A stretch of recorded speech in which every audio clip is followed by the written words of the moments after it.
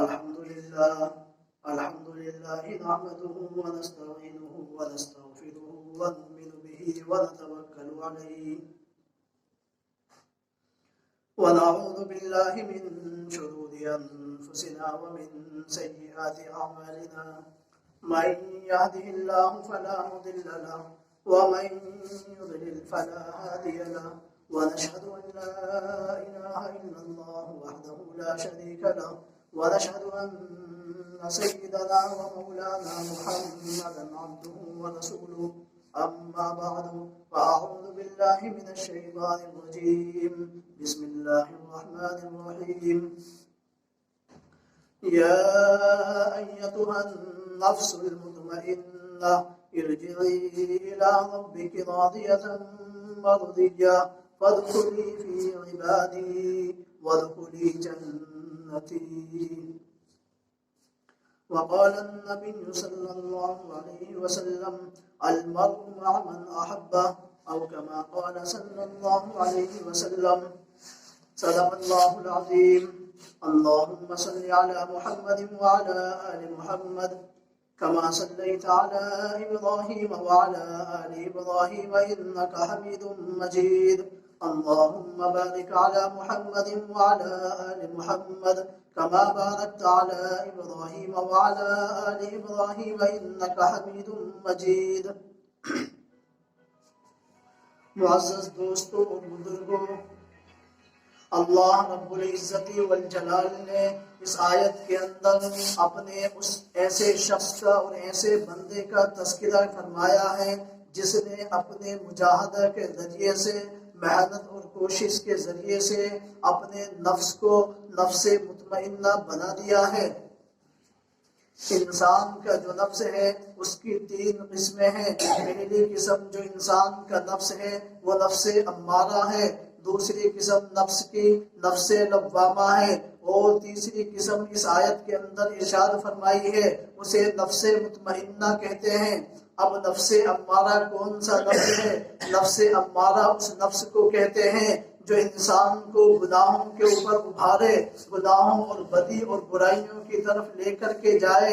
ایسے نفس کو نفس امارہ کہتے ہیں جس کا تذکرہ اللہ تبارک و تعالی نے 13ویں پارے کے اندر فرمایا ہے وَمَا أُبَرِّئُ نَفْسِي إِنَّ النَّفْسَ لَأَمَّارَةٌ بِالسُّوءِ.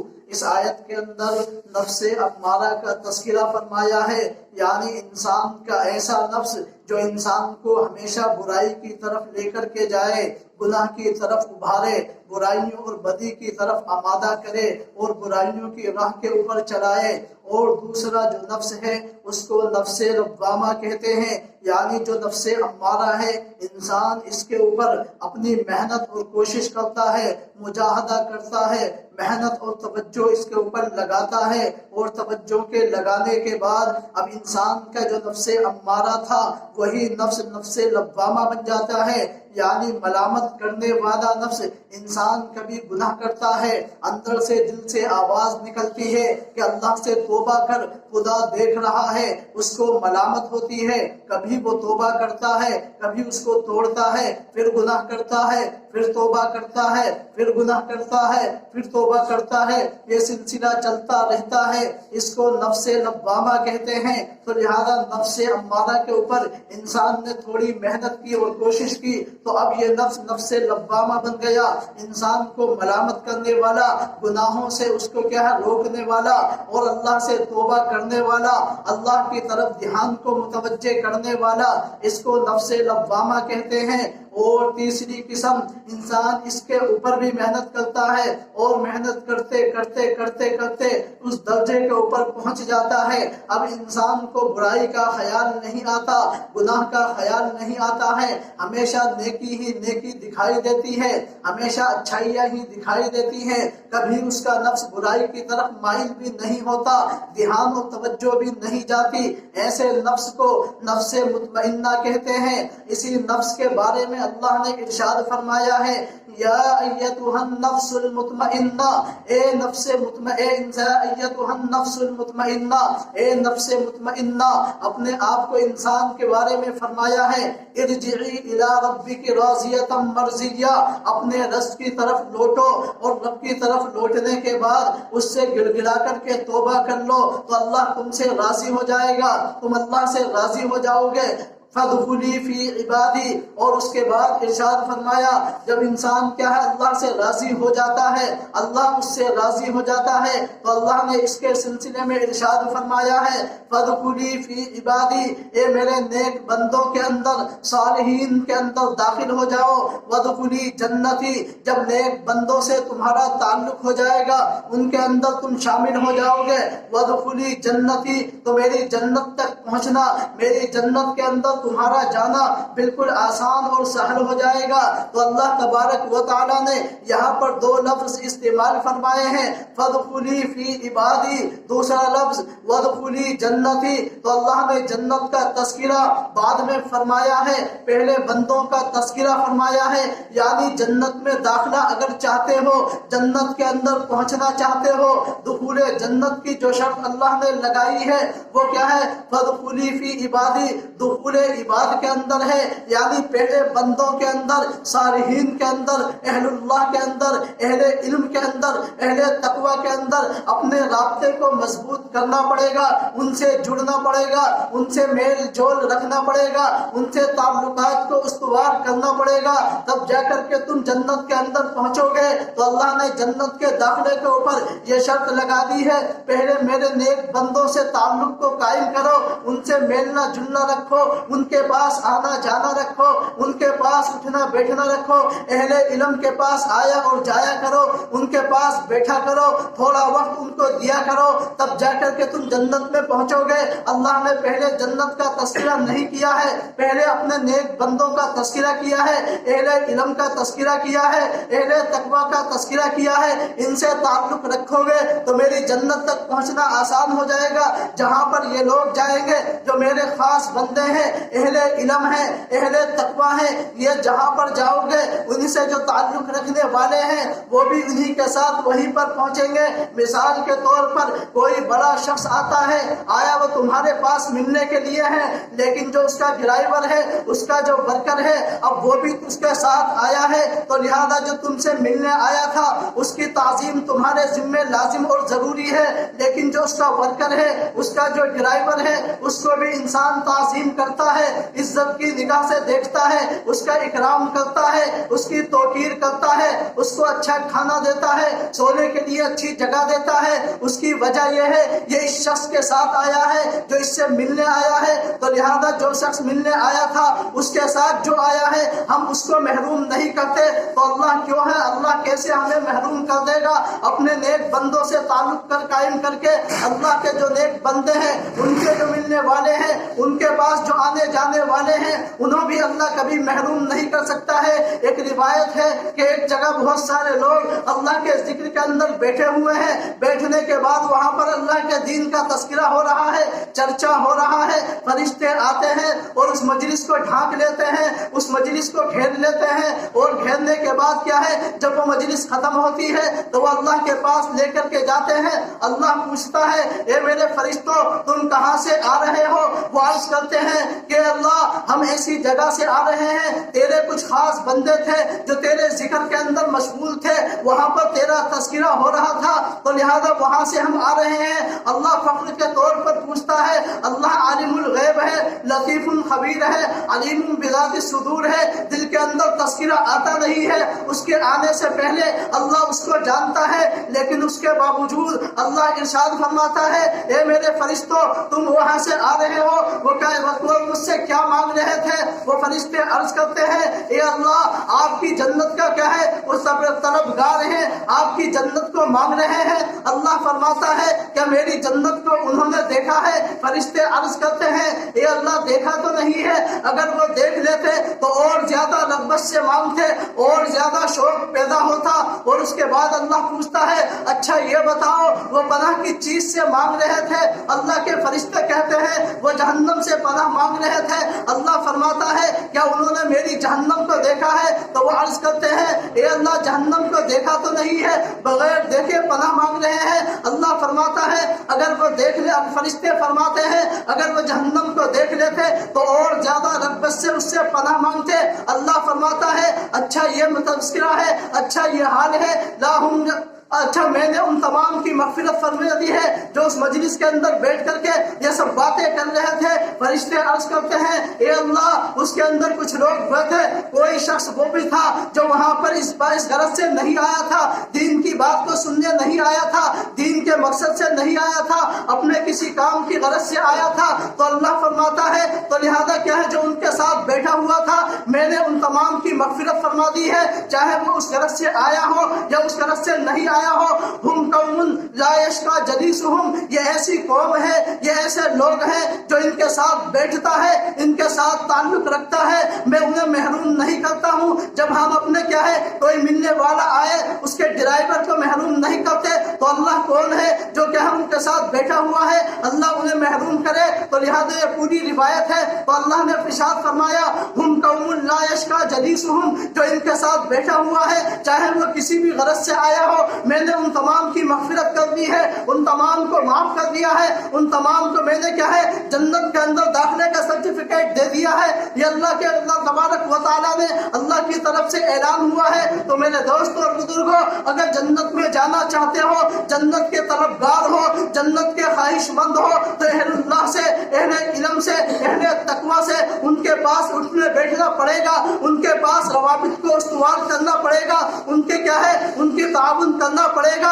تب جا کر کے ہم جنت میں جائیں گے۔ کیونکہ اللہ نے جنت کا تذکرہ بعد میں فرمایا ہے، پہلے اپنے بندوں کا تذکرہ فرمایا ہے۔ تو میرے دوستوں اور بزرگوں اہل جو علم ہے، اہل جو تقویٰ ہے، اللہ کے جو خاص بندے ہیں اللہ انہیں کبھی محروم نہیں کرتا ہے۔ لیکن جو اہل اللہ کی برائیاں کرنے والے ہیں، ان کی نکتہ چینی کرنے والے ہیں، ان کے خلاف پلاننگ کرنے والے ہیں، ان کے خلاف سازشیں رچنے والے ہیں، خدا کی قسم کیا ہے اللہ اپنے بندے کو ساتھ کبھی نہیں چھوڑتا ہے۔ لیکن جو ان کے خلاف سازشیں کرتے ہیں، پلاننگ کرتے ہیں، ان کے خلاف کیا ہے طرح طرح کی کیا ہے باتیں رچتے ہیں، اللہ انہیں ذلیل بھی کرتا ہے، اللہ انہیں رسوا بھی کرتا ہے۔ وہ دنیا کے اندر ذلیل اور خوار بھی ہوتے ہیں، تب آخرت کے اندر تو ہوں گے ہی، لیکن اللہ دنیا کے اندر بھی کیا ہے انہیں ذلیل اور رسوا کرتا ہے۔ تو یہ کاج باندھ لیجیے ہمیں کبھی اہل تقویٰ کے خلاف بک بک نہیں کرنا ہے، ان کے خلاف زبان درازی نہیں کرنا ہے، ان کے خلاف بولنا نہیں ہے، کیونکہ یہ اللہ کے خاص بندے ہیں۔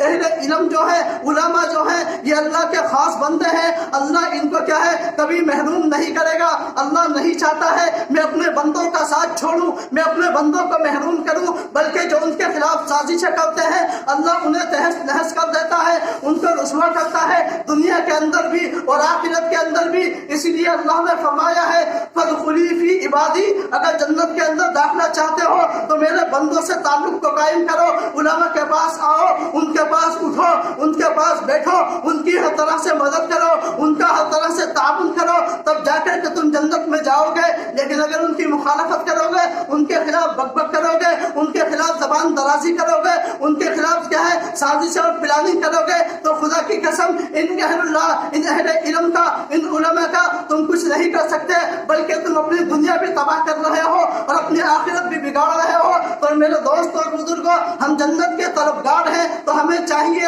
ہم علماء کی عزت کریں، ان کی تعظیم کریں، ان کا ہر طرح سے تعاون کریں، ان کی ہر طرح سے مدد کریں، تب جا کر کے ہم جنت میں اندر جائیں گے۔ تو میرے دوست اور بزرگوں ایک شخص اللہ کے نبی کے پاس آیا، یا رسول اللہ قیامت کب آئے گی؟ قیامت کے بارے میں ارشاد فرمائیے۔ اللہ کے نبی نے ارشاد فرمایا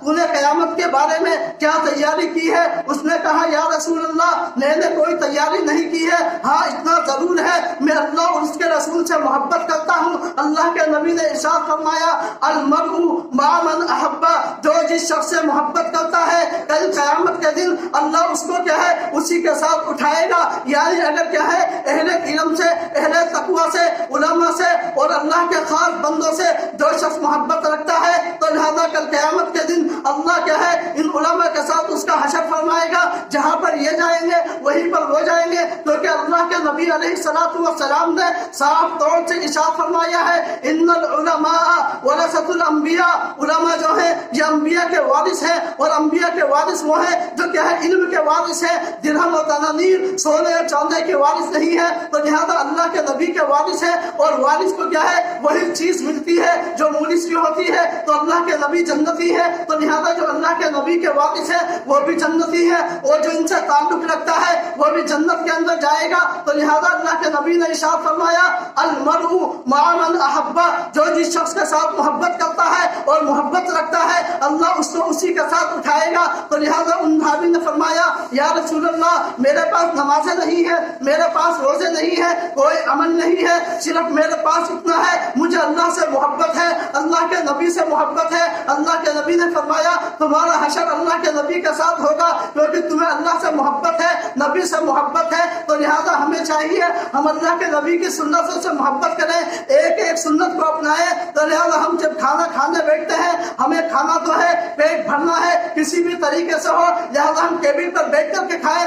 آج سے یہ تہیہ کر لیں، آج سے یہ عزم مسلم کر لیں، ان ٹیبلوں کو پھینکو، ان اسکولوں کو پھینکو، ہمیں فرش کے اوپر اور زمین کے اوپر بیٹھ کر کے کھانا کھانا ہے۔ ٹیبل کے اوپر بیٹھ کر کے کھانا کھانا کوئی ناجائز نہیں ہے، بلکہ ہمیں یہ سوچنا ہے یہ میرے نبی کا طریقہ نہیں ہے، اللہ کے نبی کی سنت یہ ہے۔ اللہ کے نبی زمین کے اوپر بیٹھ کر کے کھانا تناول فرماتے تھے، تو ہمیں بھی چاہیے ہم زمین کے اوپر بیٹھ کر کے کھائیں اور سیدھے ہاتھ سے کھائیں، چمچ سے استعمال نہیں کرنا ہے۔ تو لہذا یہ تمام کی تمام چیزیں ہیں جب اس طریقے سے کریں گے تو لہذا ہمیں سنت سے کیا ہے عمل کرنے کی توفیق ہوگی، ہماری زندگیوں کے اندر نور آئے گا۔ تو لہذا جب نور آئے گا تو ہماری زندگی کے اندر خوشی ہوگی۔ تمام کی تمام چیزیں ہیں جو داڑھی نہیں رکھتے ہیں آج سے یہ عزم مسلم کر لیں، ہمیں داڑھی کے اوپر کیا ہے اور چہرے کے اوپر بلیک کو استعمال نہیں کرنا ہے۔ لہذا کیا ہے ہمیں انگریز کے تہذیب کو نہیں اپنانا ہے، اس کے تمدن اس کے کلچر کو اپنانا نہیں ہے، ہمیں تو نبی کی سنت کو دیکھنا ہے۔ اللہ کے نبی کی سنت یہ ہے چہرے کے اوپر داڑھی ہو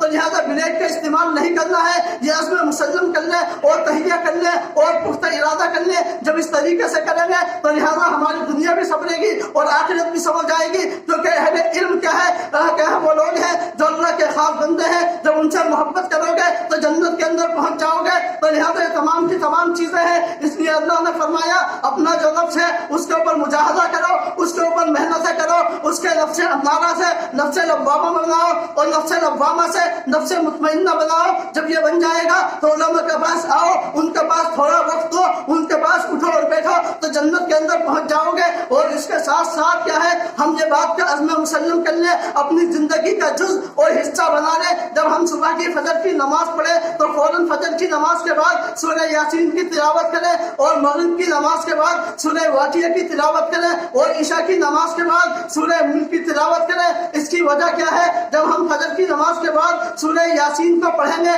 تو روایت کے اندر آتا ہے اور حدیث کے اندر آتا ہے جو شخص فجر کی نماز کے بعد سورہ یاسین کو پڑھتا ہے اللہ تبارک و تعالیٰ پورے دن کی حاجات کو کیا ہے اس کے لیے آسان فرما دیتے ہیں، اس کے لیے مشکلوں سے کیا ہے نکلنے کا راستہ بنا دیتے ہیں۔ اور جو شخص مغرب کی نماز کے بعد سورہ واقعہ کی تلاوت کرتا ہے، سورہ واقعہ کو پڑھتا ہے، اللہ تبارک و تعالیٰ کیا ہے فقر اور تندرستی کے اندر کیا ہے اس کا کفیل بن جاتا ہے، اس کو کبھی فقر اور فاقہ نہیں ہو سکتا۔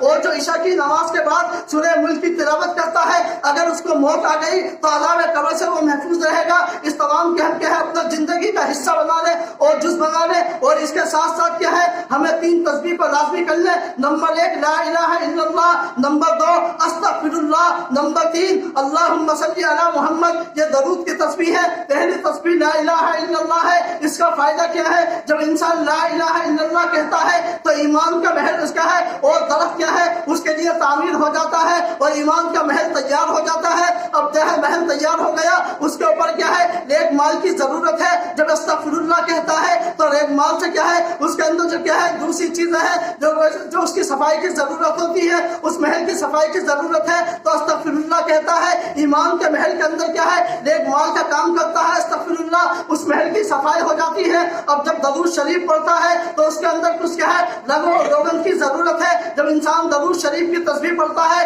تو لہٰذا اس محل کے اندر کیا ہے لغو اور روغن اور کیا ہے اس کے اندر زینت پہنچ جاتی ہے. یہ تمام کی تمام چیزیں ہیں. ہمیں چاہیے ایک تسبیح لا الہ الا اللہ کی 100 مرتبہ پوری پڑھے، اور دوسری تسبیح استغفر اللہ کی 100 مرتبہ پڑھے، اور تیسری تسبیح کیا ہے ہم اللہ کے نبی کے اوپر درود کی پڑھے. سب سے چھوٹا جو درود ہے اللہم صلی علی محمد، اس کی پڑھ لیا کریں. اس کے ذریعے سے کیا ہے ہماری زندگی بھی سدھرے گی، زندگیوں کے اندر نور بھی آئے گا. ہمیں کیا ہے اپنی زندگی کے اندر اور اپنے دل کے اندر کیا ہے ایک عجیب قسم کی سنت سے محبت پیدا ہو جائے گی، اور ہم کیا ہے اللہ کے خاص بندوں کے اندر شامل. میری الفت مدینے سے یوں